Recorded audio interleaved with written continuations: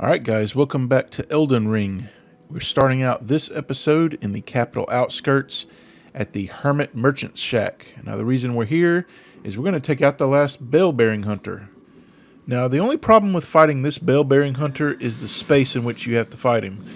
You have to fight him inside a phone booth basically, but you can draw him out, but I've never done that. I've always just fought him inside the shack, and I'm just putting on some lightning armament here.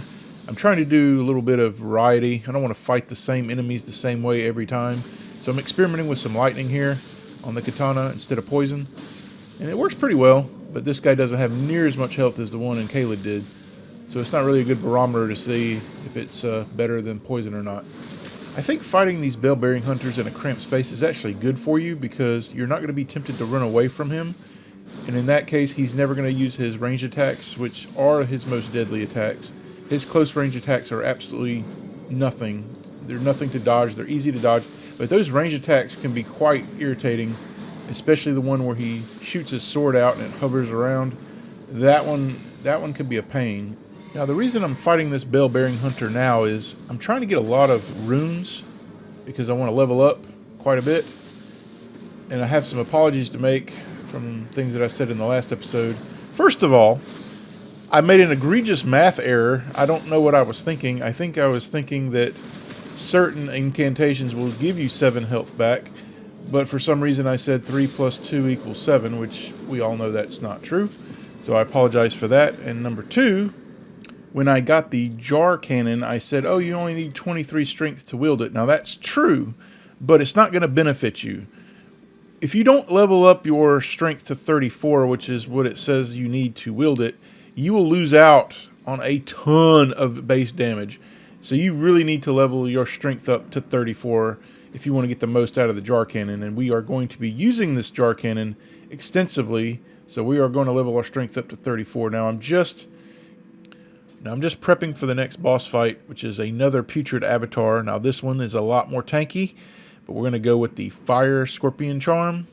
We're going to have the Flame Shrouding Tear that we got in the last episode. We're going to go ahead and put that on. So for the loadout, we're going to use our oil and volcano pot combination again, but that is not going to be enough this time. We're going to need more fire damage. So once we run out of pots, which we will, we're going to have some kind of fire weapon to fall back on. So we're going to go with the Flame of the Red Manes on our katana. And once we kill this boss, we'll get 141,000 runes by using the gold scarab and the gold pickle foulfoot. Now you're probably wondering, well, you've already equipped the Fire Scorpion Charm. That's true. I want to get as much fire damage as I can on this boss since he's so tanky. But we are going to switch at the last second to the gold scarab. Now, I'm not going to wait till he dies this time. I kind of do it just before he dies. So it's a little bit risky, but you can actually wait until he dies. You have a good amount of time to get it on there. But sometimes if you're fumbling about the menus, you don't want to screw up and miss out on the extra runes. So you'll see what I do is kind of risky because he's about to fire projectiles at me as I'm in the menu, but I managed to get out of it unscathed. Now you might have noticed that I've taken my healing flask off of my toolbar. There's a reason for that because it's useless. This boss will one-shot you. The only thing that you can get hit by and survive is the Scarlet Rot, but I've already shown you guys how to avoid the Scarlet Rot altogether. Now, you can occasionally get unlucky and maybe get hit by it, so you might want to keep it on there, but I just want to keep switching back and forth easily between the oil pots and the volcano pots. Now, I do need the Carillion flask because I'm going to be using Flame of the Red Manes, so I do want to have that on tap if I need it. Make sure you hit this Statue of America here. Make sure you're close by it and it registers. We're just going to put our buffs on, same as before. Now we have 3 minutes of fire damage, extra fire damage with this flask of Wondrous Physics. But it's the same as before. We're just going to get behind him. But you just got to make sure that you wait for him to attack first before doing anything. When you get behind him, you are free to throw a pot. Throw one oil pot, then throw the volcano pot. But just keep getting behind him when he does his stomp. And that's what he loves to spam. He loves to spam this attack, which is great for us because it's easy to avoid. But he will follow up with 2 hits sometimes. But they're so slow and easy to avoid, guys. This guy is not hard. You might mistime your rolls sometimes, but once you get the hang of it, this is such an easy boss because his main attack is his stomp. And once you can get through that, it's over pretty much. The only other problem you have is having enough space to avoid the projectiles, which will one-shot you as well. Because when you get hit by one, you're going to hit by multiple, most likely. But I have found that running is better than just strafing. You want to be able to run away from these things and just kind of circle back. And you'll see me do that. You just got to make sure don't get too greedy. Same as before, same strategies as any Dark Souls game. Just don't get greedy. Wait for your opportunity. Really, the best thing you can do in any Souls game is just learn the boss's patterns, learn the enemy's tendencies. Just once you know what they're going to do, you have the advantage every time. That's why so many people can do challenge runs and beat the game with absolutely no hits taken, because they've learned the game so well that they know what's coming. Once you know what's coming, you will always have the advantage, and that's what we're aiming for. We want to make sure we have the advantage all the time in any fight. We're always going to be using weapons that the enemies are weak to, and we're going to know what their main attacks are and learn how to avoid them. This is going to be a recurring theme throughout the walkthrough. We're basically going to just learn what they're doing. Now, here's where I switch. It's kind of risky, but like I said, I just want to make sure I get all of the rooms I can possibly get out of this boss. And I do recommend running away from that attack, because if you just strafe walk, it's not good enough sometimes. But just keep baiting out this stomp, and you'll never have a problem with this guy. And that's it. He's done. We'll get a whopping 141,000 runes for this guy. We use all of our gold items.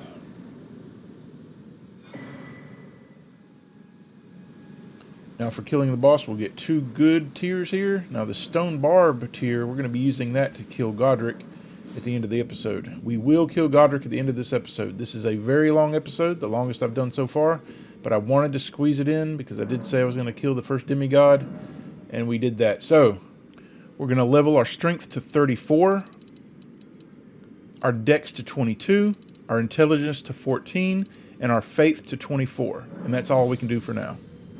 Now we're going to go talk to D Hunter of the Dead here, because we need to get an incantation off of him.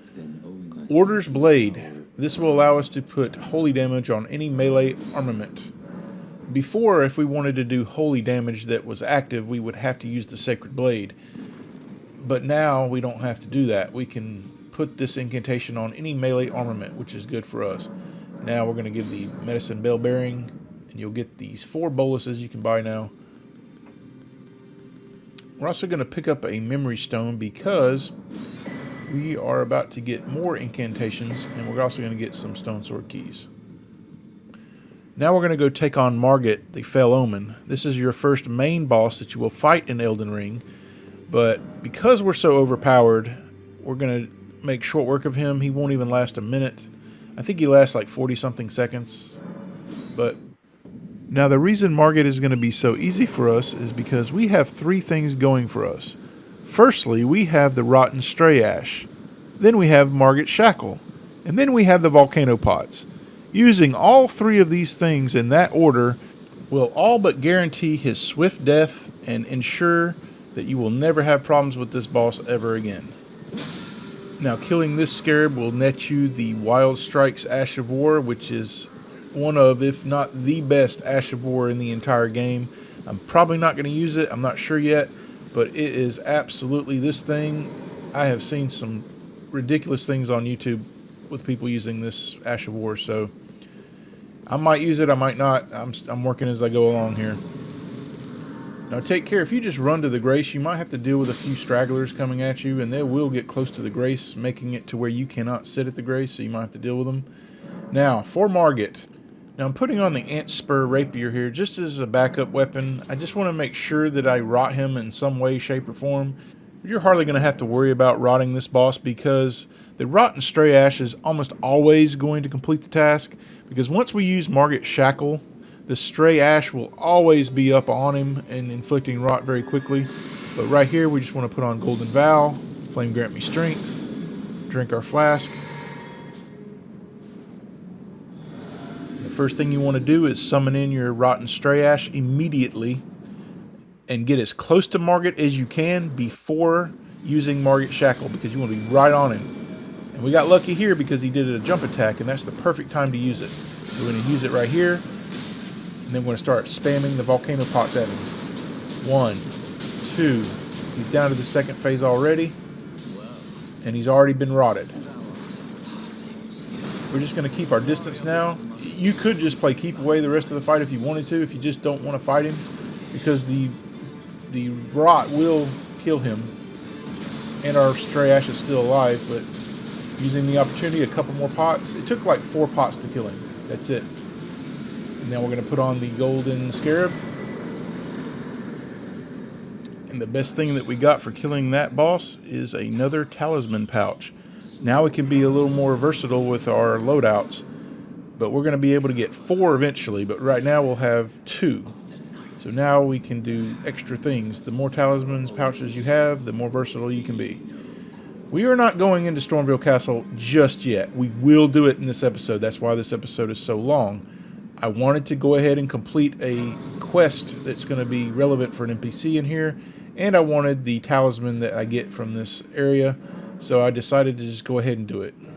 It's not that hard to do, and it's not that far out of the way. I'm going to show you guys a quick way to get there. Now, don't forget to put your ground slam back on your cestus. I completely forgot, and it ruined me a few times in the next areas, so make sure you do that first before moving on. We will be using another form of ground slam later on to one-shot a boss, but that's not until just a little bit later. First, we need to go back into the round table hold to take care of some business here. We're going to level up some weaponry. The first thing we want to do is level up our jar cannon to +4. We have 4 somber smithing stones we can use to get it up to +4. We want to get the most out of this thing as we possibly can, because we're going to be using it an extensive amount in this episode. So the easiest way to get all your runes, just sell all your runes here instead of popping them. It takes forever to pop them. But we're going to strengthen our jar cannon to +4. Because we level our strength to 34, we can get the most out of it now. We're going to get our snake to +3. We're not going to really use it in this episode, but we will be using it. And we're going to get our whip to +12, but we have to go buy some smithing stones first. Now, the whip is going to be our main weapon, so we want to make sure it gets up to snuff.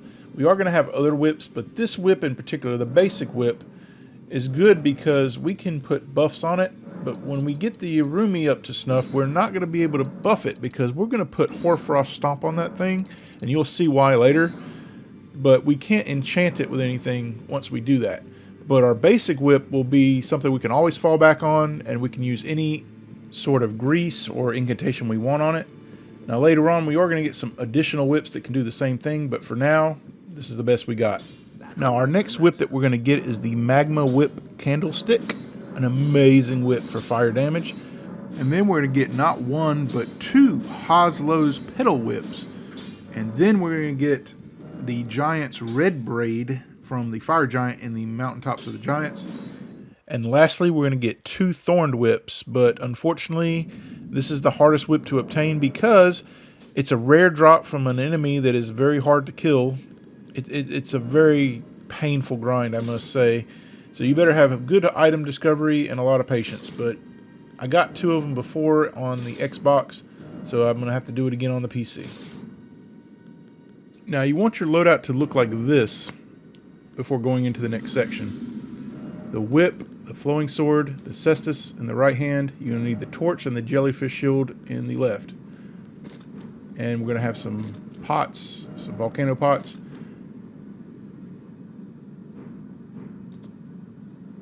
And don't worry about the lightning charm. You're going to want the fire scorpion charm instead. And we're going to want the flame shrouding tier again. And our strength tier. Now, by getting this quest over with right now, we're going to unlock the Church of Inhibition, which will allow us to continue Vare's quest, which we want to do because we want to get to that rune farm as quickly as we can. We will do it hopefully in the next episode. I'm tired of making promises I can't keep. So we couldn't get to it this episode. It was just too much. Getting through Stormveil Castle was too much. So I couldn't do it this episode, but next episode, hopefully. But we're getting some steps out of the way here to continue Roger's quest. We haven't met Roger yet. He's in Stormveil Castle. But right here, make sure you stick close to the mountain so you avoid the Eye of Sauron. That's basically what this is. It's the only thing I can think about when I'm looking at these flaming frenzy tower thing. Now you want to have your torch out because there's some rats up here, and they're very aggressive, and they're inflicted with the frenzy flame. So you want to definitely make sure you don't have to deal with them right here. They're all right here. So make sure you have the beast torch out, and they won't bother you. Now on the second, after you go up the second ladder, make sure you get this chest because it has a buff in it. We can't use this buff for quite a while, but it's Howl of Shabriri. It takes 33 faith to use this incantation.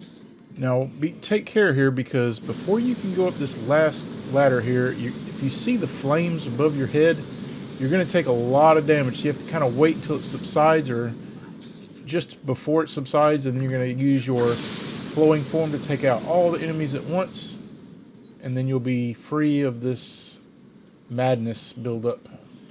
Now we just want to hop down here and get to the next grace, which is very close by. And then we're going to explore a village, and we're going to get a talisman. And then we're going to kill an NPC that is part of a quest line that we have yet to initiate. But killing this NPC will give us access to the Church of Inhibition, but also access to what is regarded in some polls as the best weapon in Elden Ring. We're going to go ahead and do some prep here. We're going to go ahead and put the Ash of War Golden Slam on our Cestus. This will be very helpful for a boss fight later on. And we're going to change up our talisman here. We do not want lightning. We want fire. Fire for the win here. We want volcano pots and the jellyfish shield. We're going to need that because activating the special skill on the jellyfish shield called Contagious Fury will increase all damage by 20% for 30 seconds, which is pretty significant, especially when you stack it with other buffs. Now we're coming up on the Frenzied Flame Village. We're going to just sneak up behind this first guy and backstab him. Now there's a group of villagers congregated into this little shack here, so we're just going to throw a volcano pot and take them all out with no problem. And we're just going to do one flowing form to take out these guys. Now there's a group of soldiers up here guarding a talisman. Now this particular talisman is supposed to take aggro off of your summons, and all the aggro should come to you, but I don't really find it that useful, to be honest. But we're going to get on this roof here, and we're just going to chunk pots at all these enemies. We're going to apply some buffs just to make the pots stronger. We're going to try out our jellyfish shields, Contagious Fury. Should give us enough damage to take all these guys out with just a few throws. I kind of missed there. This is the perfect vantage to take all these guys out, and we'll get the talisman. Shabriri's Woe. Now you might remember this from the beginning of the game because it's a starting gift, but we can get it right here. Now is time for the NPC fight. But first we're going to get a scarab before engaging this NPC. I find that the easiest strategy for killing this NPC is just to use volcano pots with all your buffs active. You should have no problem whatsoever taking this guy out. In fact, even if you don't hit him with the volcano pot, the AoE will still cause damage to him. But yeah, you just want to get this Frenzied Fury from the scarab. Now, you'll need to put all your buffs on in a timely fashion. So there'll be like this spirit on the right here. Once you see this spirit, just get off your horse and just start doing all your buffs. Golden Vow, Flame Grant Me Strength, Drink the Flasks. And then lastly, we're going to use our jellyfish skill called Contagious Fury again. And we're just going to start chunking pots. And that's really all there is to it. You just keep your distance. And sometimes he'll buff with the Howl of Shabriri, which we got earlier. You have to be careful because he's got some pretty strong attacks with his Vike's War Spear, which some people say is the best weapon in all of Elden Ring. But using this strategy, you should have zero issues with this guy. The volcano pots just melt him. And you'll get the Vike's War Spear and the Fingerprint Grape, which is used for an NPC quest, which we have not initiated yet. Now that this NPC is no more, we have access to the Church of Inhibition. Now this is where we will have a special step that we'll need to do for Vare's quest, which we have not initiated that yet either, but we will do that in the next episode, I hope. Yeah, that'll be our first priority. Get the Sacred Tear, and that maiden that's in the chair there, dead, that's where you'll need to soak this cloth in the blood of a maiden. We will do that once we start Vare's quest. Now we're going to go back to that grace that we activated just before going into the village. And right here on the map, we're going to go right here. It's a very short distance from where we are. And this will lead us to the Black Knife Catacombs. Very important area for a number of reasons. First, we're going to be able to get a good talisman. And secondly, this will complete a step in Roger's quest, which we haven't even met this NPC yet. But it's also crucial for another NPC quest. So we really need to go ahead and just get this out of the way. So you just want to get on these platforms and drop down. And you should be able to get the drop on this guy down here. We just backstab him. And then we're going to follow up with Golden Slam. Of course, Ground Slam will do the same thing, but we wanted to activate Golden Slam because the boss in this area is highly weak to holy damage. So weak, in fact, that we'll be able to one-shot this boss. Yes, we're going to have our first one-shot boss in this area. It's going to be glorious. Now let's sit at the grace and do some preparing here. You're going to want to stack holy damage as much as possible. So we want to go ahead and put on the Sacred Scorpion Charm. And we're going to need to mix in our Faith Tier in our Physics Flask. Now the main enemy you're going to encounter in the Black Knife Catacombs are skeletons. Now, there are these other enemies that act the same way as Necromancers did in Dark Souls 1, whereas if you killed the Necromancer in Dark Souls 1, the skeletons could not reassemble themselves. Now, Order's Blade is a spell you're definitely going to want in this area, and we're going to use it on our whip here. I prefer using the whip over the cestus because of the range the whip has. You don't even need to charge up the whip. You can just do a running attack because with the Sacred Scorpion Charm, we're pretty much going to one-shot everything in this area. Now, there is a Stone Sword Key area to the left here, which we're not going into just yet. We'll come back and do it later, but not right now. We'll take out this skeleton, then there's a skeleton off to the left here. Should be able to get him before he assembles himself. Now, right here, this is one of the enemies I was talking about. You got to be careful of these guillotines and also have to dodge the arrows, too. These arrows will cause a great deal of damage to you. With our vigor level, you cannot take many shots. Now the boss that we want to go up to is hidden. You got to go up here, which is not the most obvious route to begin with. Now up here is the enemy I was talking about, where once you kill him, the skeleton that's off to the right here out of view, he'll just drop dead for some reason. So just kill this guy right here, and the skeleton will just die. You see, I didn't even touch him. And there's going to be two more skeletons in this room here. You just want to take this guy out first. Now, once you pick up this Gravewort, this skeleton will spawn, rise up. Now, you want to hit this invisible wall here. And this is the first boss we want to fight, the main one.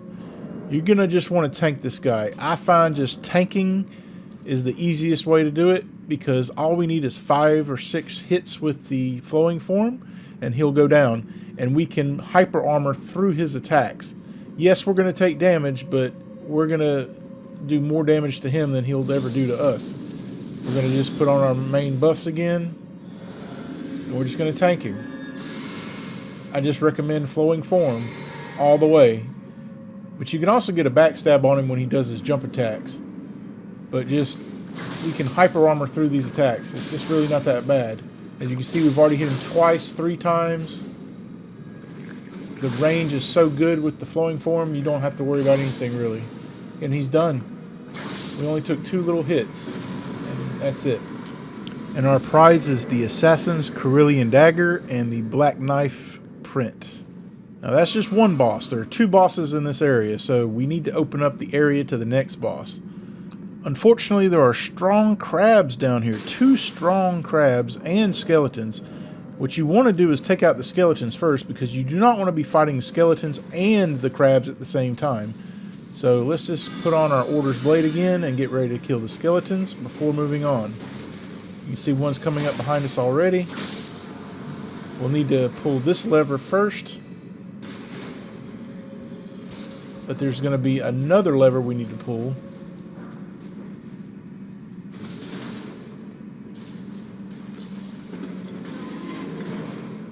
Now we can get out. Just go ahead and take the skeletons out.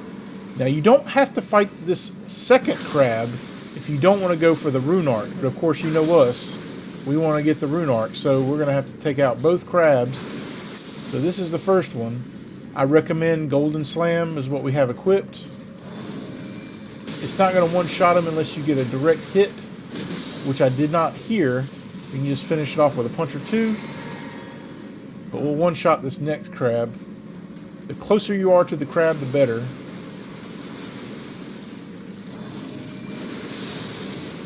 That was a good hit there.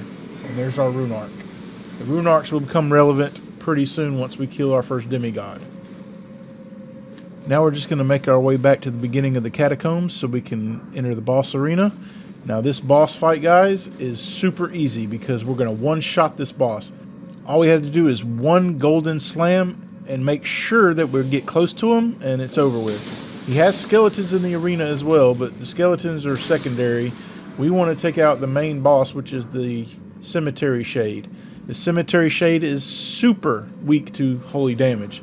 This is the only kind of damage you need to use against this guy. But as long as you apply all of your buffs and do 1 Golden Slam really close to the boss, you will one-shot this boss. But if you do get grabbed by his grab attack, you're going to die, most likely. Because it's really hard to get out of, and the skeletons will be hitting you, and the shade will be hitting you. And if the shade hits you, it does a tremendous amount of damage. And the amount of vigor that we have, we're not going to survive a flurry of attacks from both the skeletons and the cemetery shade. But like I said, it's not going to matter because this boss fight will not even last 10 seconds. So we're going to be good to go. And once we kill the boss, we'll get another death root. And we'll be halfway to the maximum death roots what we need to get, which is 8. As we've already done 3, this will be our 4th. So you just want to apply all your buffs again. Make sure you have the Faith not tier in your physics flask though. Flame grant me strength. Golden Vow. Drink your flasks. Should be all routine by now. And the main trick is to just run up to the boss. Run up, make sure you get close. 1 slam and it's over. You'll get the death root in the chest up here. Make sure to get it before leaving. Now, before going into Stormveil Castle, we need to visit our merchant in the capital outskirts, where we first started the episode, where we killed that bell-bearing hunter. And we need to purchase some Ballista Bolts from him. We are going to be using our jar cannon quite a lot in the next part of this episode. I like to buy at least 30 of the Ballista Bolts. Now, here's the thing, guys. The Ballista Bolts, you can only hold 20 at a time, but we can also hold 20 of the Bone Ballista Bolts at a time. But what's special about the Bone Ballista Bolts is we don't have to sit at a grace to refill our stock. All we have to do is make sure that we have enough. So we're going to buy about 80 of the hefty bones, but you have to be careful. Here's the thing. Only craft using 4 hefty bones at a time. If you do a whole bunch and you use them all, you'll have to sit at a grace. And our objective is we don't want to sit at a grace in Stormveil Castle because we don't want the enemies to respawn. So once you run out of ammo, just use 4 hefty bones, no more than 4. And we're also going to be using our fire bone bolts again. In this bit of footage, I have made a mistake. As you can see, I have crafted all of my bone ballista bolts. This is not what you want to do. You only want to use 4 at a time. I guess I don't have the footage where I did it correctly, but I actually bought 80, not 20, so I don't know what happened here. Now, Stormveil Castle is huge, guys. It's huge. So we're going to do it in 2 parts. We're going to clear out the main gate area and the courtyard area first. And then in the second area, which is not too bad, we'll kill a mini-boss and we'll clear the way to the main boss. But the first part is going to be the longer part. Now, we're going to make Stormveil Castle a walk in the park by using the jar cannon primarily. Now, when we use the jar cannon, we want to make sure it's in our right hand. We want to make sure we have either the sacrificial axe or the serpent god sword in our left hand. Whatever we need. If we need health, we'll put on the sword. If we need FP, well, then we'll put on the axe. But just good practice. Whenever we're getting kills, we need to be either getting FP back or health back every time, or it's just a waste. Sometimes I forget, but let's go ahead and go through it. We're going to go ahead and empty this out and start over. We want the Arrow's Reach Talisman and the Ritual Sword Talisman for extra damage. We're going to have the Whip, the Jar Cannon, and the Cestus in our right hand. The Seal, the Sacrificial Axe, and the Serpent God's Curved Sword in the right hand. Now I'm just going to take off the Jar Cannon for now because it kind of weighs us down and we're just going to be running for a while. But down here is a secret little area. The main reason for coming down here is to get a Trina's Lily, but we'll also pick up some fire grease along the way as well.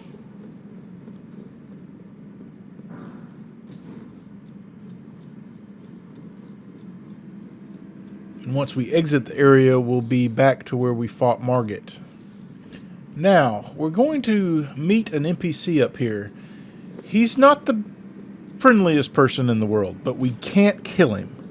Unfortunately, we would love to kill this guy because he takes our runes every time we die in Stormveil Castle. He takes, I think, 1/3 of our runes every time we die. So it's kind of annoying, but don't kill him, guys. There's a reason we got to keep him alive. And as much as I'd love to kill him, we're just not going to do it. He'll tell us about a secret path where we can take the main gate. We're going to take the secret path for now. I have used the main gate to get quickly to the boss, but it's better to go this way. You'll get more items. Now we're going to face what is one of the most annoying enemies in Stormveil, but we have the Equalizer. We have the Jar Cannon, and the Jar Cannon is going to make our lives much easier. We can just sit back and enjoy shooting these asshats from a distance, and they can never touch us. And it is a very nice thing to be able to do. Up here is a smithing stone 2. Now, if you want to farm these hawks, they will give you a nice weapon that they have on their talons. These swords that are pretty nice dex weapon. It's not that hard of a drop to get either. But we're just going to sit back and just shoot them from a distance. Now, you have to shoot this guy very particularly. This one right here, aim right here to shoot. Because sometimes your bolts will not go through for some reason. If you want to get some bolts, they're over here. I'm trying to pick up most everything that I can find in Stormveil. Pretty sure I get everything in Stormveil Castle except for one arterial leaf. But I know how to get it. I just forgot to get it. But when I get there, I will mention where it is. Now, be careful up here. Do not go run in guns blazing to try to get this item up here because it's guarded by not 1 but 3 hawks. You want to shoot the guy on the ground first, then aim up here. And there's 2 hidden in the trees. Shoot both of them with the jar cannon for maximum enjoyment. It gives me such great pleasure to shoot these guys. They have given me such a headache through my playthroughs, but to have the jar cannon here, it's just amazing. Now we're about to come up to our first grace here. You can sit at it if you want to, but our objective in Stormveil Castle is to not sit at any of the graces, really, because we don't want any of the enemies to respawn. But here it's okay because we're not going back there, but I still decide not to sit at it. Now we're going to take careful aim right here at this exile soldier that's just patrolling back and forth on this platform up here. We want to kill him first, because if we don't kill him now and he sees us, he will alert other guards to our presence, and we don't want that because they can knock us off this narrow platform here and kill us easily. Now we want to position ourselves on the left side of the stairs right here and take aim on this exile soldier that's just looking out into the distance. The reason we want to kill him first is we don't want this guy who's looking in our direction to come at us, but by the time he sees us, we'll already have a bolt headed his way. Over here, we're going to go over to this door. We're going to snipe this guy.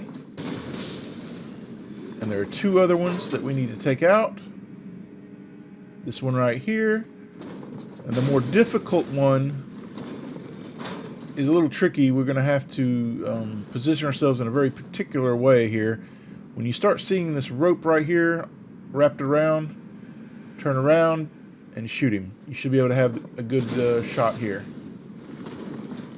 Now we're going to equip the light crossbow, because we need our fire bolts in this next part. We're going to get our whip out, and we'll have either the sacrificial axe or the serpent sword, depending on what you need. Whip these two guys with one shot. Then we're going to load up our light crossbow and sneak over here to the right side. Position yourself right here.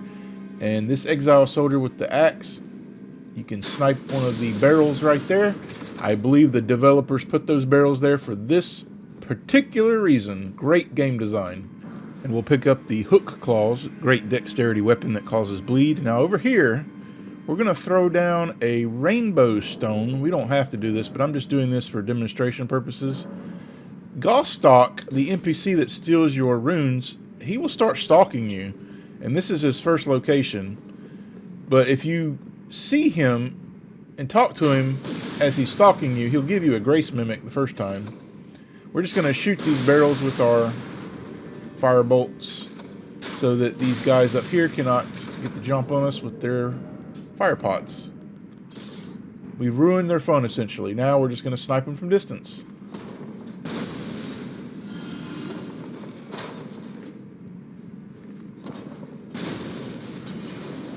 This guy ducked just as he was throwing that pot. Can you believe that? We got him the second time. We're going to switch back to the light crossbow. Now there's a door right here in front of us. Now that's the way forward, but we don't have the key required to get into it just yet. We will shortly. Now here's classic Dark Souls ambush. The game wants to trick you. They want you to go in this direction right here where this guy's just going to throw a fire pot at the explosive barrels, but instead we're going to drop down here. This is where we sniped all the guys earlier, so now we don't have to deal with them. Now coming up, Gostock will trap you in a room with a banished knight. Banished knights are very strong enemies. They have lots of poise and they do great damage. We'll get to that in just a second. Let's drop down here and kill this guy that was going to throw a fire pot at us. Now we got the drop on him. You can always just backstab this next guy up here. Now take care, here's the door. As soon as you go through this door, Gostock will lock you in here with the banished knight. But we have the cestus, and that's all we need. You'll hear him laughing. Just turn to the left and do a ground pound on the knight. If he puts his shield up, you might have to do it again, like I had to do here. But as soon as he's got his shield down, one ground pound and just a jab later, he's done for. We'll get the rusty key. And over here in the corner, we'll get a talisman called the Curved Sword Talisman. Now, this talisman enhances guard counters by 20%, but we're not going to be using it because we're not going to be using shields to do guard counters. We are going to use shields for other purposes, but not for blocking.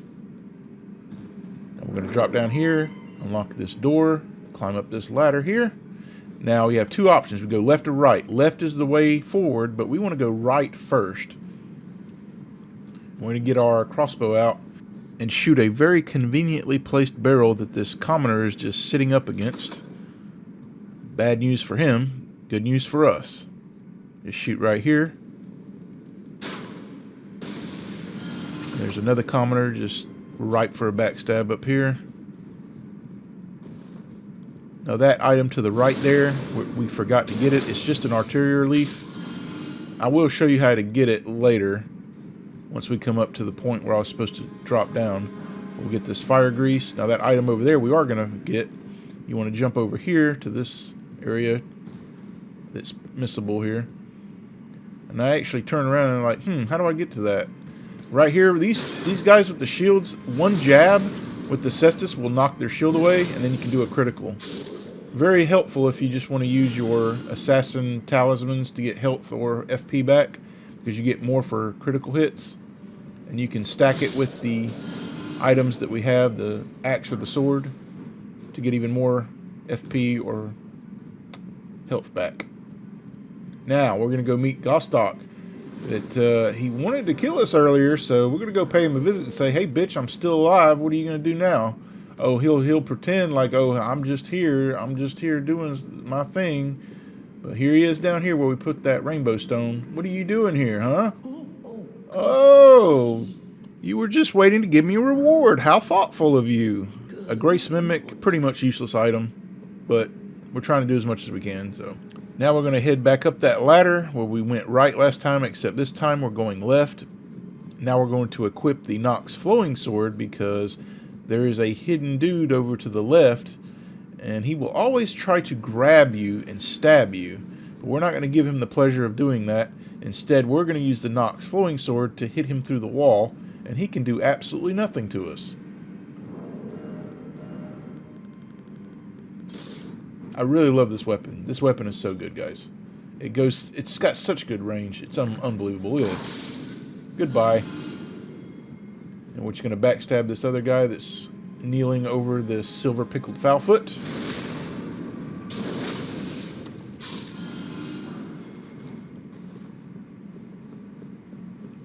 Before going up the steps here, I'm going to go around and get some mushrooms. Now, coming up is another Banished Knight. This one's got a spear or halberd, and they do this art of war with wind and stuff, but we're not going to give him a chance. Just wait for him right here. He's on patrol. As soon as he turns around, he will never come to your position. He will always stop at the top of the stairs unless you make too much noise, and he'll come investigate, I guess, but right here, he'll just turn around, and then we're going to backstab him. And then we're going to follow up with a ground slam. And that's it. When you get to the top of the stairs, you can turn around and get some drawstring fire grease. There's 2 of them over here.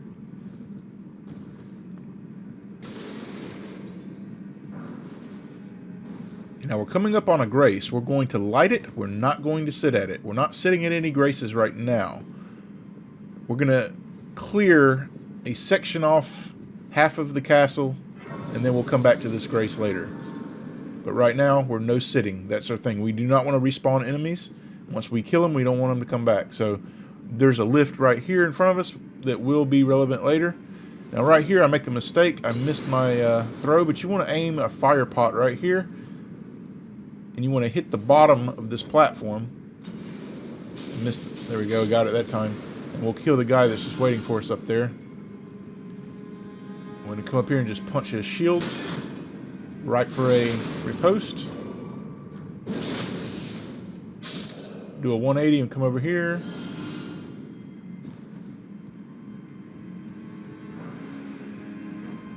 Now, this next section is not tricky at all, but you need to kill the guy with the torch. If you don't kill the guy with the torch, you're going to get ambushed by several exile soldiers. So the best thing to do is crouch right here and just take the path that I do. Ignore all the enemies that are just crouching by the wall there. You want to backstab this guy. Once he's dead, you get the jump on all the other ones just sitting there, resting. I just used the whip. 1 R2. You don't even have to charge it. Take them all out. We've upgraded our whip to +12, so it will do great damage for us at this juncture.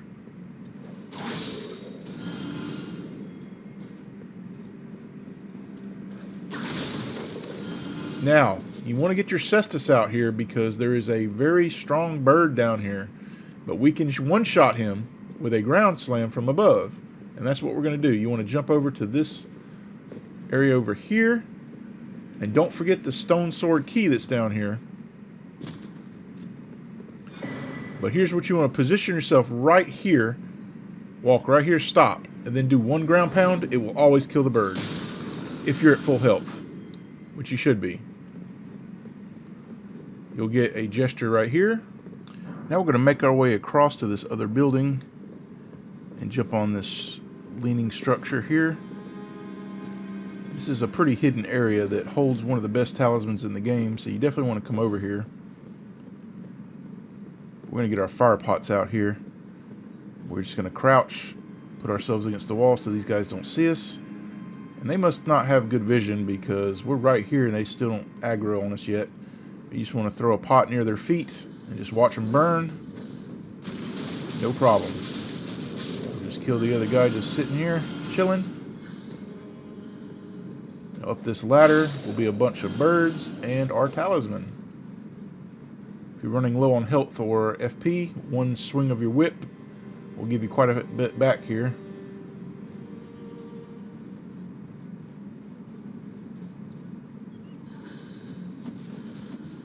We get the Claw Talisman. Now what does the Claw Talisman do, you ask? Well, I'm so glad you asked. The Claw Talisman will enhance all jumping attacks by 15%. May not seem like a lot, but trust me guys, it's pretty significant. Now we want to drop down here. I'm going to go this direction. Now you could, if you wanted to, drop to the lowest part of the castle, but we're not going to do that. Instead, we're going to come over here. There's a Exile Soldier and a Banished Knight together, but we're going to do the IHOP special on them. I'm going to follow up with one jab for the Banished Knight. That's pretty much what's going to be the strategy for taking these guys out. Now we need our jar cannon back out. Now sometimes I can get 2 for 1 here. I didn't do it here, unfortunately. I really wanted to get that on video, but you can get both guys with one shot here. I've done it many times, but just not this time. This guy is on patrol right here with the crossbow, right crossing the bridge. Aiming just right, you can get both guys, and it just didn't hit him. I aimed a little bit too far to the right, I think. But we're just going to shoot these guys.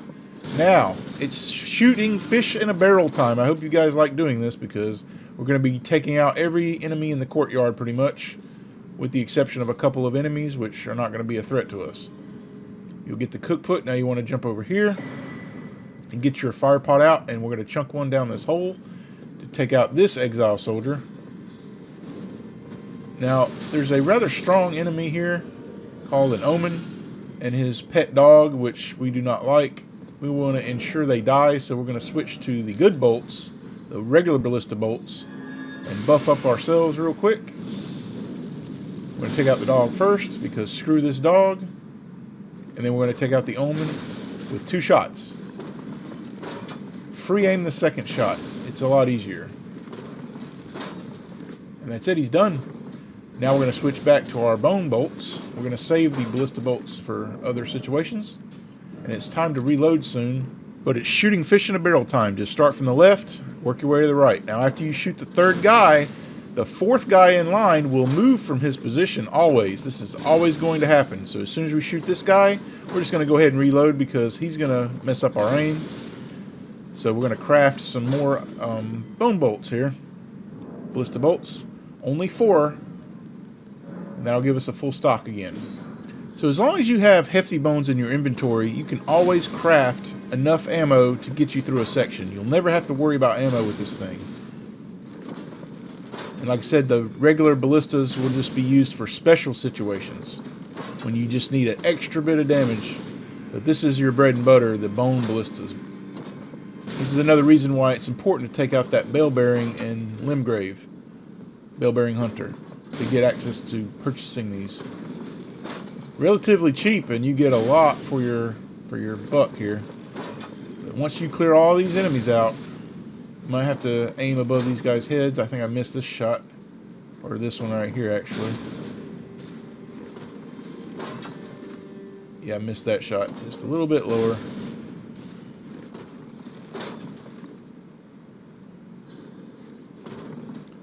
There's only just a couple enemies left, but we'll deal with them later, because we're going to come back through this area and loot it. But we have other things to do. We're not quite ready yet. We're going to clear out the entire main gate of enemies as well. And we're going to kill a lion mini-boss, unlock a grace. Once we loot all the area, we'll come back. Now, over here, don't go down the ladder. Instead, hit that debris and come down here. We're going to get our good ballistas out. But first, we're going to get our volcano pots out, and we're going to aim in a specific way, and we're going to take out both of these exile soldiers just chilling down there. Aim about right here. We'll take out both guys with one throw.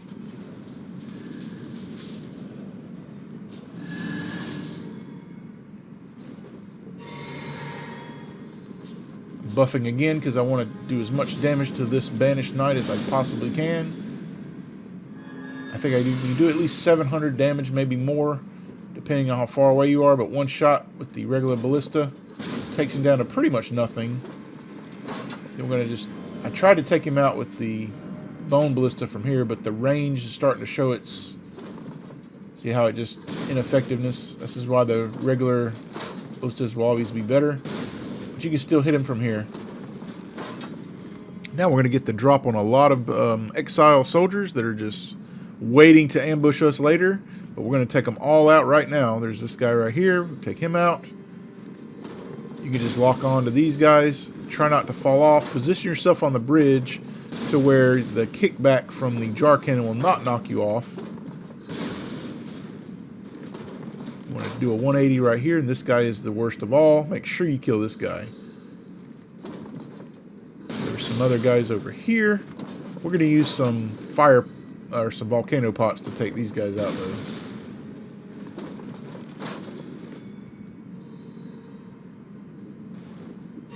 Since fire spreads here, easy to take them out. We just chunk another one down from this guy. Gotta craft some more. Pretty soon we'll have 15 cracked pots, which is only 5 away from our max. We've nearly maxed them out already. Now, take care. There's a very strong banished knight right here. This guy is stronger than the others. Do the IHOP special on him. One jab. If he blocks with his shield, you might have to retreat a little bit and try again. Now, when you go down this ladder, there's going to be a gap that we want to go down, but not right now. That gap to the left, we'll be returning to this area in just a minute. But first, we want to clear out more enemies, and then we'll come back to this area to clear out even more enemies. The idea is to be stealthy and just get the drop on these guys to where we don't have to fight them. We're basically playing Sniper Elite right now, but that's okay. The game gives us ways, unique and creative ways to take out enemies, and this is a fun way to do it, I think. There are no headaches for us.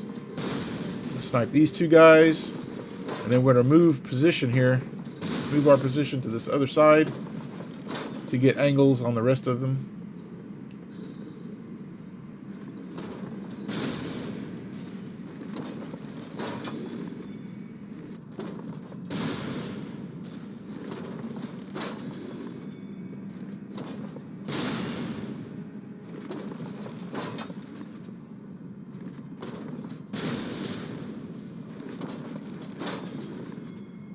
Beautiful. We did get a 2-for-1 there. Nice. We're not quite done yet. There's a few more we can get. We can get this guy. We want to come over to the just above where this guy was. I tried to snipe another one, but I couldn't get to him. You want to come over here where this, just above where that guy was that you just sniped. Now that, here's where I realize it. Nope, it's not quite done yet. We got business to attend to here. There's another guy we can snipe right here. And another.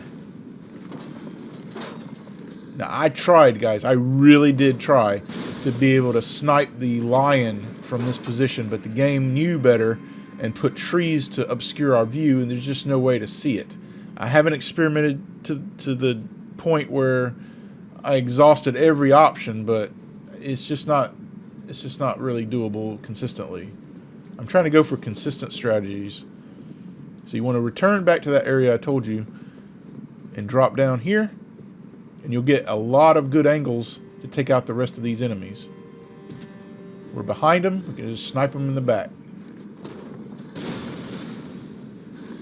Now I did make one mistake here, and I take a little bit of damage. I shouldn't have done this, but you want to stop shooting right here. Well, not right here. Once you take this guy out right here,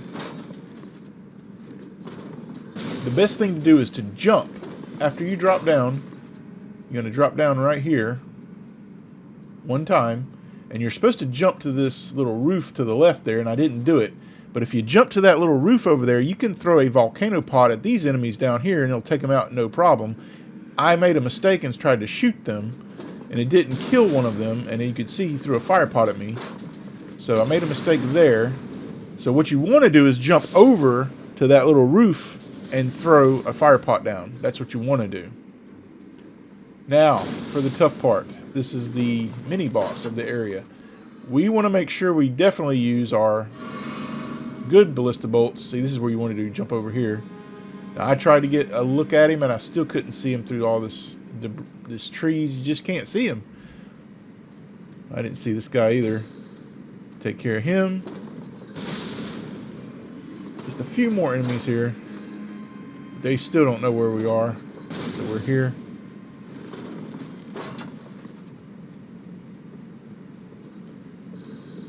We're basically back to the beginning of the area where we killed Margit.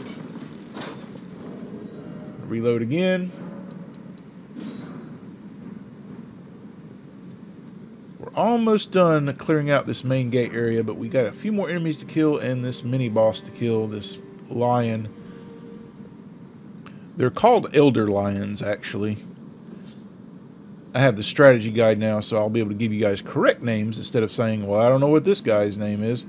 Elder lions, that's what they're called. We only got a few more enemies to take out here. And there's a grace up here, which we're going to hit. We'll open the main gate. We don't need Gostok's help anymore. And finally, guys, we're going to get our Indiana Jones top. We only have one more item to get to complete our set, but that won't be until the next episode. Just hit this grace here, but don't sit at it. Whatever you do, do not sit at this grace. All your hard work will be for naught. Get the commoner garb. And there's a hole here we can just drop down right in front of Gostok. We got the key. Once you have the rusty key, he'll sell you items. We want to buy the bandit garb. This is going to be our top. We want to buy some more Ballista Bolts, another cestus, and the bandit gauntlets. Now the bandit gauntlets will give you like this Temple of Doom vibe. I really like it. We're just going to put on our new garb, and this is pretty much what we're going to end with for our build here, except for one more gauntlet that we're going to get in the next episode. We are definitely going to get it in the next episode. It is confirmed already. Now for the Elder Lion. Alright guys, so it's probably not the best strategy I'm using here. But we're going to shoot him. It takes 3 Ballista Bolts with our buffs to take one out. The good news is if you hit him with one, he will stagger backwards, giving you time to reload for another shot. You'll see that I get all 3 shots off with no damage taken, even with fat rolling. So it is possible. But just take care, you might die a few times here. But we're just going to use Flame Grant Me Strength, Golden Vow. We're going to shoot. The first shot will take nearly half of his health. We missed the second shot. You see it knocked him back. The second shot knocked him back. If he does a jump attack, if he's in the air like this, he's going to be wide open to attack. And you can shoot him right out of the air like we just did. Easy peasy. I forgot to hit this grace up here. We'll come back and get it in just a minute when I realize that I didn't hit it. But we're going to go up here and get our crossbow that we used in Dark Souls 3, the Arbalest. Some people deem this weapon useless, but I disagree. Yet again, I disagree with a lot of people that are quote-unquote experts at this game. I just don't agree with some of the things they say. I really don't. Everybody's got their opinion, though.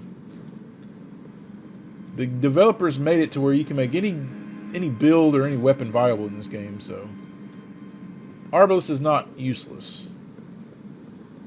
But here we're going to go get a Trina's Lily over here, and we're going to hit the Grace. And like I said, we'll come back here to activate our Great Rune in the next episode once we kill Godrick the Grafted. We're going to kill Godrick the Grafted at the end of this episode, but we'll need to return here to activate the Great Rune. That'll be the first thing that we do in the next episode. Then we'll come right back here and we'll activate the rune. So now we want to head back into that courtyard where we sniped all those enemies earlier. We're going to loot the area. We're going to get a painting, unlock a stone sword key area, and then we're going to go hit a Grace. Of course, we're not going to sit at it yet. We're going to go to the end of the area where the boss is, but we're not going to fight the boss just yet. But we're going to unlock yet another Grace, and we're going to talk to a very important NPC named Nefeli. Nefeli is an extremely important NPC for us. We must make sure that no harm comes to her, because you can really screw up her quest line if you do certain things, but we'll get to that later. There's just going to be a few stragglers. Here's one right here, and there's a guy that we couldn't get because we were on the opposite side of the courtyard and he was protected by the structure he's in, so we cannot shoot him. But he's up here. We'll just take him out. He's one of those big exile soldiers with the axe, but a couple little swings with your whip, he's no more.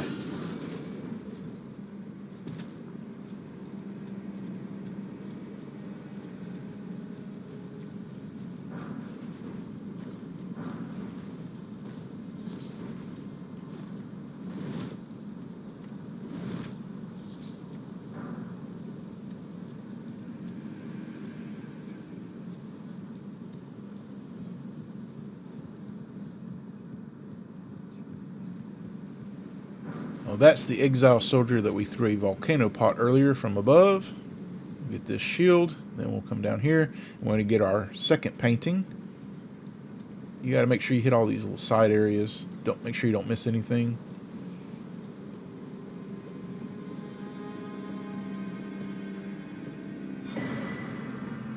And now we're going to go hit a Grace. We're not going to sit at it, of course. That would be disastrous. Can you imagine sitting at a Grace and respawning all of these enemies? All that work that we did, that would be all for naught. It's a terrible thing to think about. Just light it, don't sit at it. And you'll see a door there we can't get into, and also a lift. We'll get to that later. But we do want to go ahead and unlock this stone sword key area down here. Now, there's some rats down here that sometimes are not really affected by your beast torch. I've had the rats attack me. I don't know if it was a fluke or what, but we're just going to throw a volcano pot at them and end them quickly before they can even see us. But it's down here. And when you exit this area, you'll be where you were earlier, you'll notice, when we were sniping a few guys, but we're not going to proceed forward. We're just going to backtrack. One volcano pot's all you need. It's a beautiful thing, these volcano pots. That's again why I think the cracked pot is the best gift to go with. You get 3 extra right off the top. And you guys see how useful they are. How we're just trivializing this game with just a few pots here and there. Now, there's a seal in here. And there's a prayer book in this one. Now we're going to go murder some birds in cold blood and also talk to Nefeli. We're going to meet Nefeli for the first time. And we're going to get a golden seed. And we're going to enlist the help of a giant. We're going to make friends with a giant. Not really. We're going to have him break a statue for us. That's in this courtyard that was next to the Omen and his dog that we shot. You can't get it any other way. You have to lure the giant all the way over here. It's not hard, but it's kind of tedious. And that will pretty much do it for this first half of Stormveil Castle. We will not have to come back to this area again to deal with these enemies. We will come back to this Grace, but we're going to be unlocking other areas that we haven't been to. So it's not going to matter that we sit at a Grace. You could drop down there, but we have a better way. That's where another boss is. We'll get to that in a little bit. And there's a lift here that we'll also go to.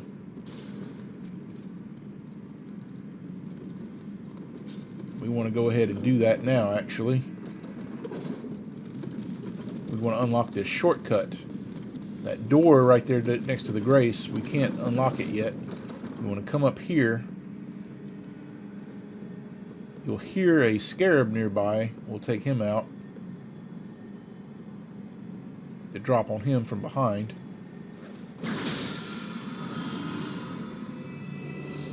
Now straight ahead of us is our Grace. This is the last Grace just before the boss. Conveniently placed right next to the fog wall, which is nice, I must say. The secluded cell Grace. Now there is a giant here. And there are 2 exile soldiers flanking his sides there. But we'll get to that in just a bit. We're not going to do it just yet. We still have some loose ends to take care of here. We're going to unlock some areas. We're going to come over here. This is a very well hidden area. You want to jump over here onto this ledge, follow it around. You need to make a tricky jump. Sometimes you'll fall there.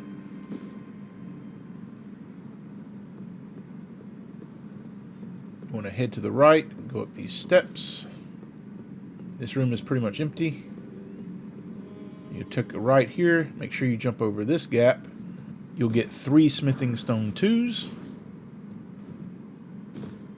Now we want to jump up here. There's a Trina's Lily to the right here.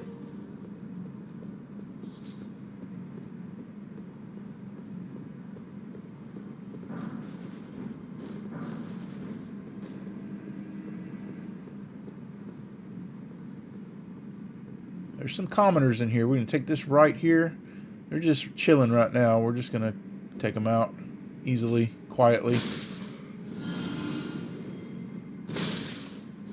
You don't want to alert all of them at once, but they're a very weak enemy. They're not going to cause any problems for you. But in groups, they can be a problem, I guess. We're going to do them the IHOP special here.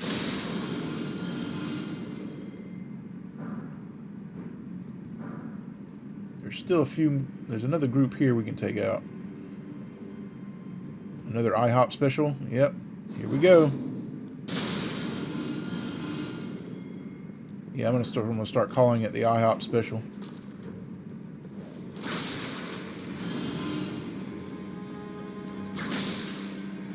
Once you clear the area, make sure to get this item. It's a Manor Tower Shield.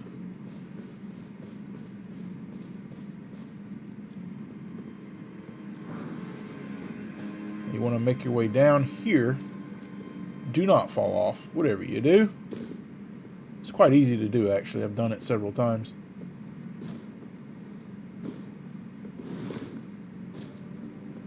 You cannot get this item unless you jump up. It's very frustrating. I don't know why they wouldn't let you just grab it, but no. It's just a golden rune.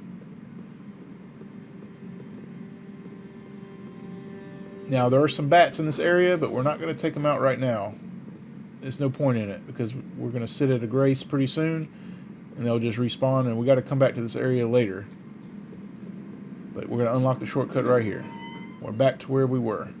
Now to meet Nefeli and get our help from our giant friend.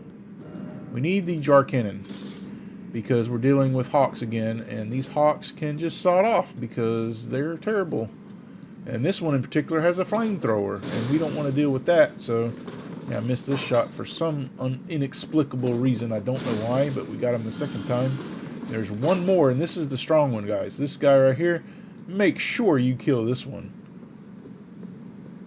This one is no joke. We one-shot him, and he's not a problem for us anymore.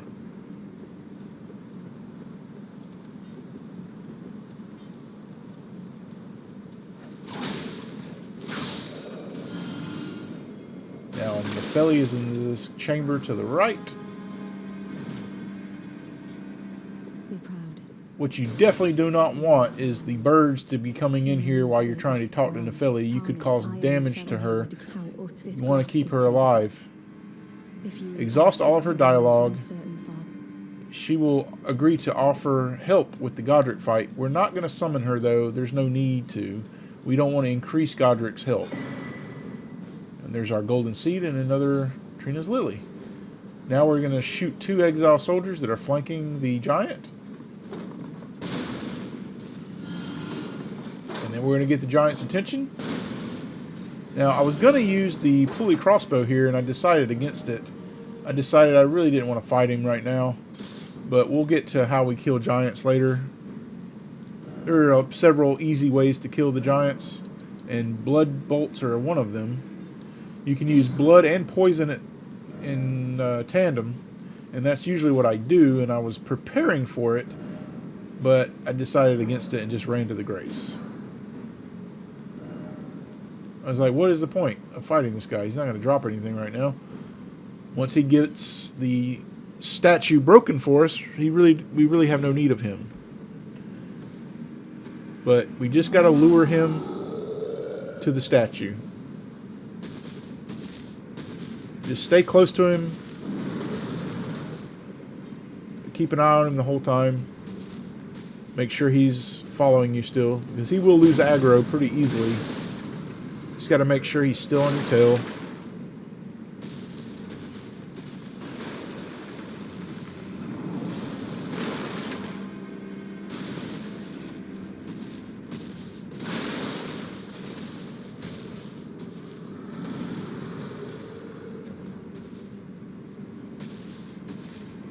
Almost there. Come on, big boy, do your thing. You just gotta walk over it. Get your item and get out. There really is no sense in fighting him. If you die, you have respawned all the enemies anyway. But you've already unlocked the graces, so it doesn't matter. And look at that. He just hits me from behind with this stupid ranged attack. I hate that.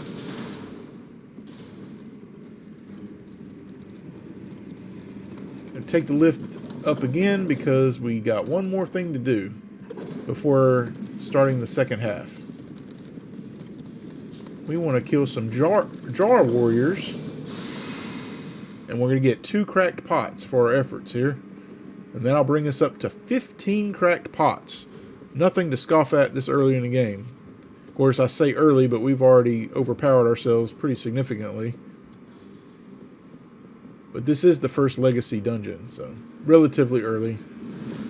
We're going to throw some volcano pots.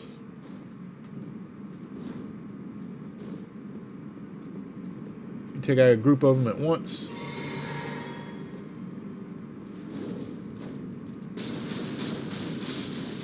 You'll alert the big pot in the corner.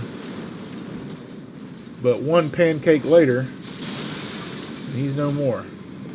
We can loot the 2 cracked pots here. Make sure to get both.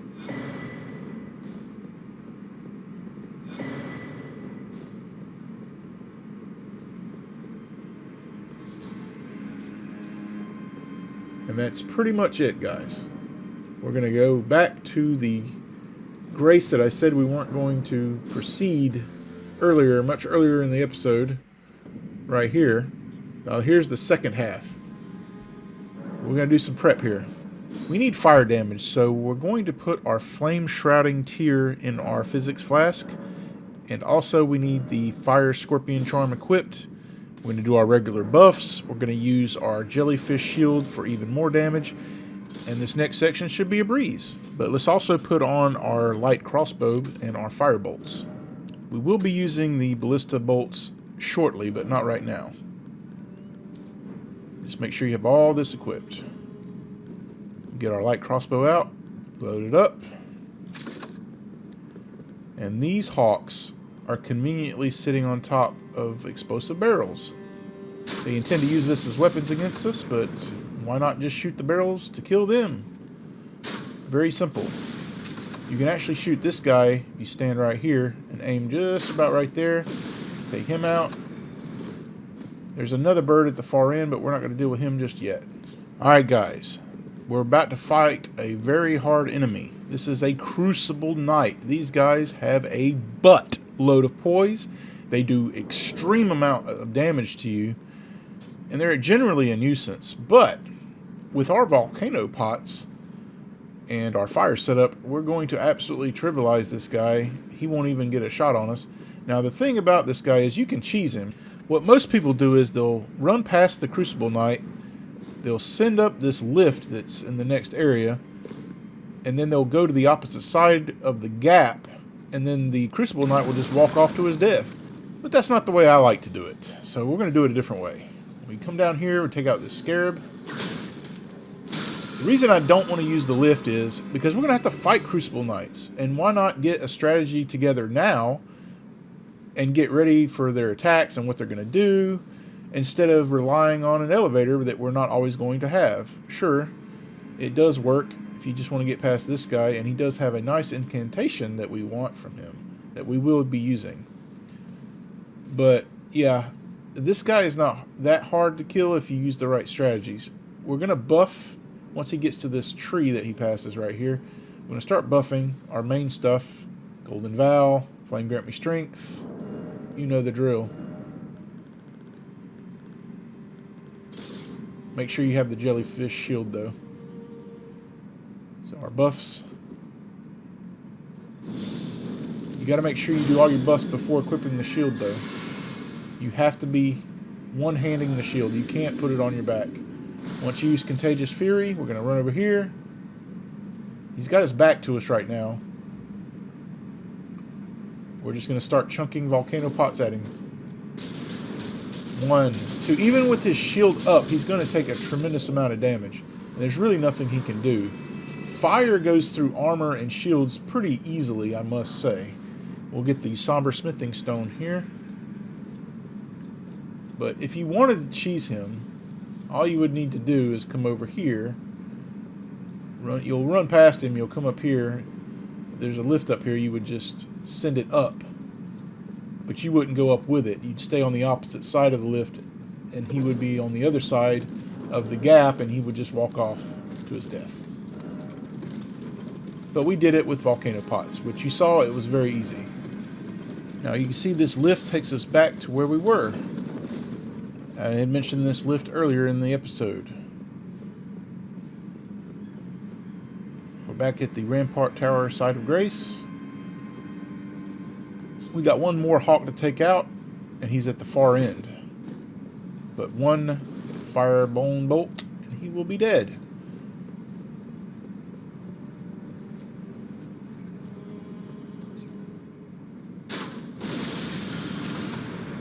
Now, Gostock is still stalking you, and he will be on top of this church that we're going into. You can meet him again if you'd like, but there's no sense in it. He's also near a lift area, but we didn't go see him again. There's no point. We've already got the Grace Mimic that he gives us. He'll just mention that he's cleaning the grounds. Oh, I'm just here cleaning up the grounds. So these bodies are around. You want to drop down here? Get the kukri, and there's a window you can go through. And we'll finally meet Roger. Important NPC for us. We'll go ahead and talk to him. You can buy some spells from him now if you want to. And I just go ahead and do it. Well, I'm Tani, but still, I'm privy to. Would you care to learn as a fellow? The spinning weapon is actually pretty cool. I used it on a scythe one time. It's pretty cool. We're not going to use it though.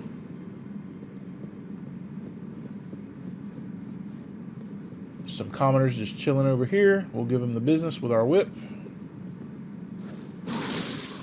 Now, it's time for the jar cannon again. This is the easiest way to take these guys out that I have found. They're on patrol. There's an exile soldier and a banished knight. They're just walking right by each other. So, once they turn around, we're just going to get right behind them. We're going to shoot one bolt in the back of the exile soldier. It should go through him and the banished knight. The banished knight will not die, but he'll be near death. So one shot later, We just wait for him to take his shield down. Even if he puts his shield up, he'll still block most of it. We're just waiting for an attack here. Once he tries to attack you, just unleash. And it's over. Could have just did the IHOP special on him too, I guess.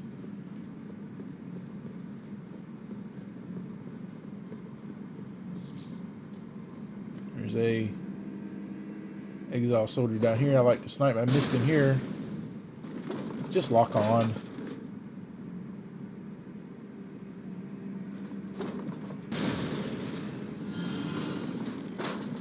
We'll be coming to that fog wall pretty soon.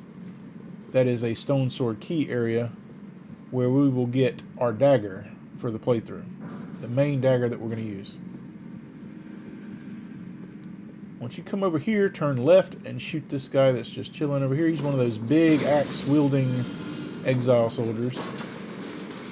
Now, there's a grafted scion down here, guys. Now, there's an easy way to kill him, and we're going to do that. But first, you want to jump up here, shoot this guy. You'll get knocked backwards. You won't go forwards because of the kickback from the jar cannon. We're going to buff again because we want to make sure we get a lot of damage on this guy. We should be able to take him out in 3 shots. 3 shots is nothing, so we'll just jump up again. Be careful, though. Don't jump too far. You have to be very ginger with your control stick. 1, 2... Well, he must have blocked that one. He's near death now. You could give him the IHOP special if you wanted to. And he's done. He will not respawn, by the way. That's him done.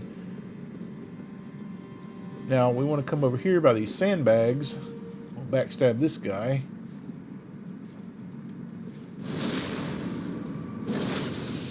Forgot to put on my axe, so I didn't get any FP back there.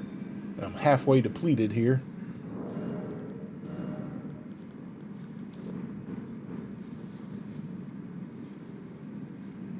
Now you can go through the window here to get the drop on the Banished Knight, but we want to go up this ladder here.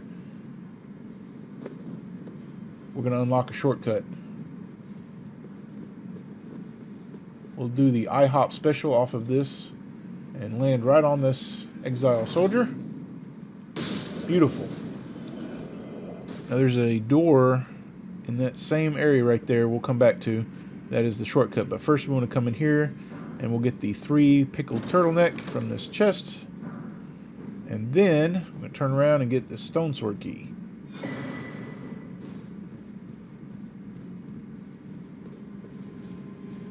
Now here's the door shortcut.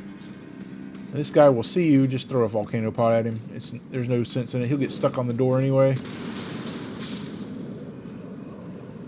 This is going to be the room where the grafted scion was, but there are still some commoners and exile soldiers about.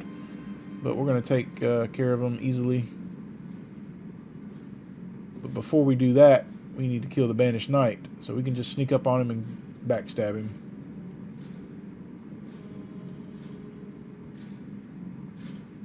We'll just follow up with our usual IHOP special again. You guys think that Ground Slam is a good Ash of War? It's probably one of the best in the game, in my opinion. Look how useful it is. Armored soldiers can't handle it. Crabs can't handle it. So we got the Mimic Veil right there. Now over here, there are some dogs gorging. We're just going to throw a volcano pot in the middle of all that. Should take them both out. I don't know why I threw a pot behind me. Now we're just going to go forward through the main path. We're going to take out some exile soldiers and some commoners. We'll get an exalted flesh down here. Should be able to just get the drop on these guys. Even if you don't, they're fodder, basically. Now I want you to notice, after I backstab this guy, I have the axe in my left hand, right? I'm going to get FP back right there, but I get another dose. Now, you know why? Because I have the Caelid Assassin's Knife equipped. And this guy hit me with a rock. Only damage I took in this area. That's very embarrassing, actually. I'll whip these guys. But yeah, When you have the daggers equipped, the Assassin's Carillion dagger or the Assassin's Crimson dagger, you'll get health or FP back respectively, but when you do a critical hit. But if you have the Serpent Sword or the axe in the other hand, you'll be getting another dose back, which is really nice, and that's what we need to do to optimize our regeneration. Now it's finally time to get our dagger, the Misericord. Now, this is one of the reasons we needed a Stone Sword key. This is, when I said we needed 3, this is one of them I definitely wanted to use. I counted this one as one of them. The other 2 are in Volcano Manor, but we have way more than we need now as far as Stone Sword keys. But what we're going to do is we're just going to shoot these guys. There's only 2 of them in here. We're just going to shoot them. You can take them out any way you want, but they're the big ones with the axes. 2 shots and it's over. But you'll also get your next whetstone knife. Iron whetstone. And then we'll get a shield here, but here is our prize, the Misericord. We've already killed the enemy outside the door there, so we don't have to worry about him. He usually won't be alerted to your presence anyway. Alright guys, let's talk about the Misericord for a second. This thing is going to make your life so much easier, especially during boss fights. Because when you stagger a boss and you get a chance for a critical hit, you can really do some massive damage with this thing because it already has the highest crit modifier in the entire game, for daggers anyway. And when you combine it with the Dagger Talisman, which does 17% more critical damage, and you combine that with the Ash of War Royal Knight Resolve, that does an 80% more damage on your next attack, you can see where we're going with this. We quickly do the Ash of War, we have the Dagger Talisman equipped, and we have this thing leveled up.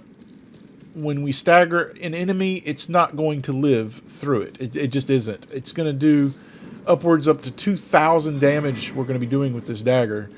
And bosses' health bars are going to go by very quickly. Once we've looted all the area, we're going to fight the next boss. This is our first Ulcerated Tree Spirit. I hate these things, guys. These things, they're so weird. The way their movesets are, you can't really determine what they're going to do. They flail about. It's just annoying. But we need to go back to the lift chamber side of grace. And we've already unlocked the shortcut, so it'll be easy to get to the boss here. But let's do our prep here. Pretty much going to be the same loadout that we used for the Crucible Knight. You want fire damage, and you want as much of it as possible, as quickly as possible. So the same thing we did before. We still have the Flame Shrouding Tear in our Physics Flask.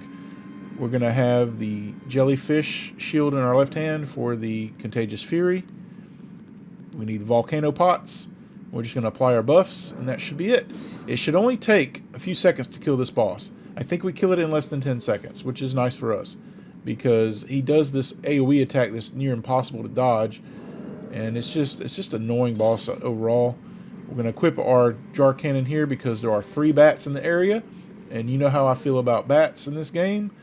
They can sawed right off. There's one right here. There's one hanging about right here. And there's one upside down in this little dark area, in this alcove at the far end of the area. We're going to get a little bit closer.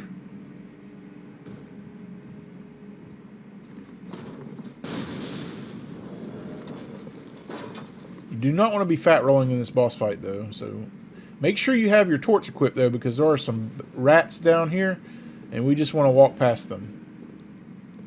We don't want to really fight them if we don't have to.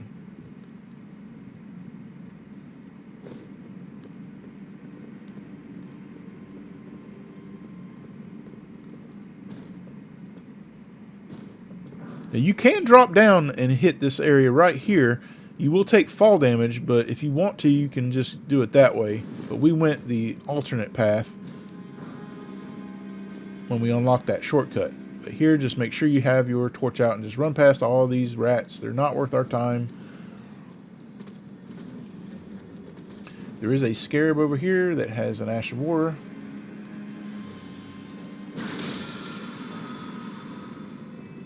Now, we'll do all our preps here. We don't need the torch. Let's just buff before we drop down. Flame grant me strength. Golden vow. Drink the flask.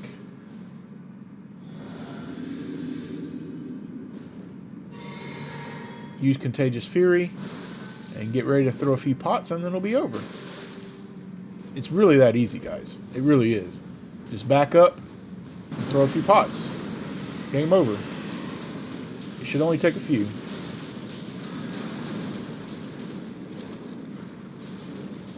Four pots. Not bad at all. He was trying to do his AoE right there, but he couldn't even get it off. You'll get a golden seed for your efforts. Just loot the area because there's another stone sword key that we need. We need as many of these as possible. Now take note here. This face is important. We need to see this face, and there's a blood stain here and a talisman. Make sure you look at the face, touch the blood stain, and you'll see Roger get injured here, or dead. He's not dead. Not yet, anyway. This is important for his quest line. And we're going to go back to the secluded cell site of grace. Now it's time for Godrick, the Grafted. We're not going to summon for him except our Rotten Stray Ash. We want the Axe Talisman equipped this time. And then we want the Nox Flowing Sword. That's all we really need. But we need our physics flask to be different. I equipped Exalted Flesh here, but it's not going to be useful for us because we're using Flame Grant Me Strength, which will override it. We're equipping the Stone Barbed Cracked Tier and the Spiked Cracked Tier. And we're going to use our buffs as usual here. We're just going to buff before going through. Flame Grant Me Strength, Golden Vow, drink your flask. Should all be routine by now. We're not going to use Exalted Flesh. It is useful, but not in this situation. Immediately after the cutscene, spawn in your Spirit Ash, the Rotten Stray. And then just back up for a minute. You want the Stray to get aggro on him. He's going to be inflicting rot upon Godrick.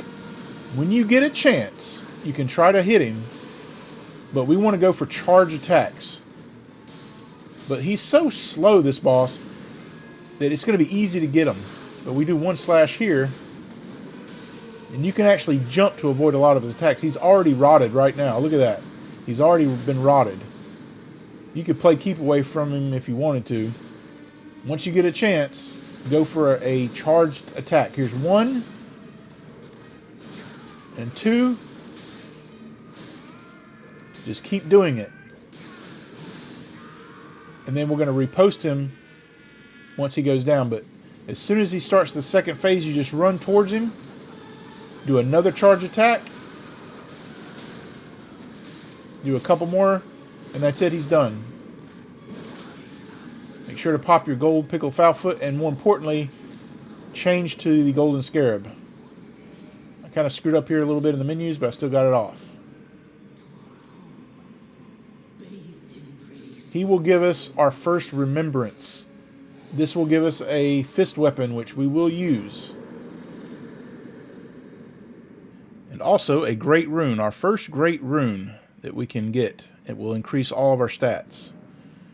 Until you die. Then you have to use another rune arc to activate it again. But we'll get to that later. Let's go ahead and talk to our new NPC here. We'll get a gesture by talking to these ugly fingers, these god-awful looking things. And we're going to talk to Enna. Exhaust all her dialogue until we get the option to get our remembrance.